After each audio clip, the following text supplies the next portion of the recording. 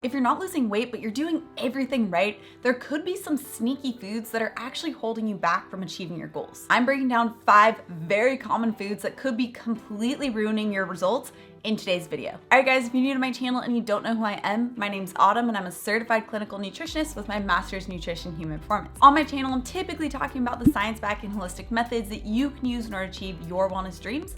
So if you have a wellness goal in mind, make sure you subscribe. Let's jump straight into the first food. And this one's kind of a category of foods, but any type of sugary drink. So I'm talking about soda, sweetened sparkling water, or even the sugary lattes. Not only do these drinks contain a large amount of sugar that causes your body to release the storing hormone insulin that completely shifts your body out of fat burning mode, it's also the type of sugar that's in a really easy to digest and break down form. This means that there's nothing to slow down the release of that sugar into your body directly into your blood supply. And when you get this really massive spike of sugar in your blood supply, your body has no choice but to rapidly increase insulin, remember your storing hormone, in order to store it. And the speed at which these sugars enter your body will also dictate whether or not you're going to be hungry and experience sugar cravings later on. The faster the rate that these sugars enter your blood supply, the faster the spike in your blood glucose, the faster the spike in insulin, and then therefore the faster the fall in blood glucose that you'll experience. This really rapid drop in your blood glucose causes your body to really increase the sugar or carbohydrate cravings, like with crackers even or cookies, in order to have another fast source of sugar to help quickly bring that blood glucose back up. And as you can see, this is going to cause that up and down effect where you're constantly getting this high level of insulin that's shifting your body into storing mode. Your body needs to have some type of stable blood glucose level in order to supply energy for your red blood cells and parts of your brain. So if you send your blood glucose levels on that roller coaster ride, this will also spike that roller coaster ride cravings throughout the day too. And the foods that your body will crave during this roller coaster ride of your blood glucose levels are not going to be the types of foods that help you achieve your goals. In fact, they will just further perpetuate the cycle. Number 2, grains.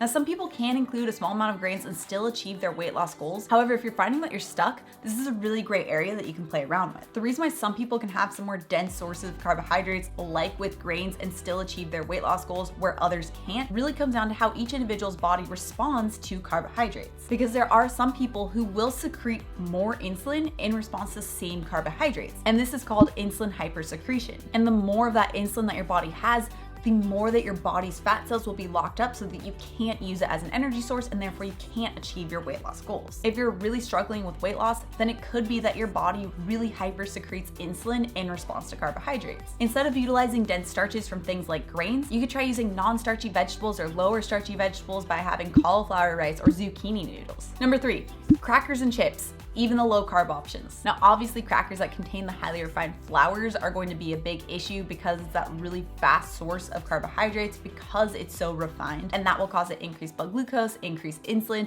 that will keep your body in the storing mode. But maybe you already know that and you've been looking for more lower carb options like flax crackers, which I hear are actually called flackers.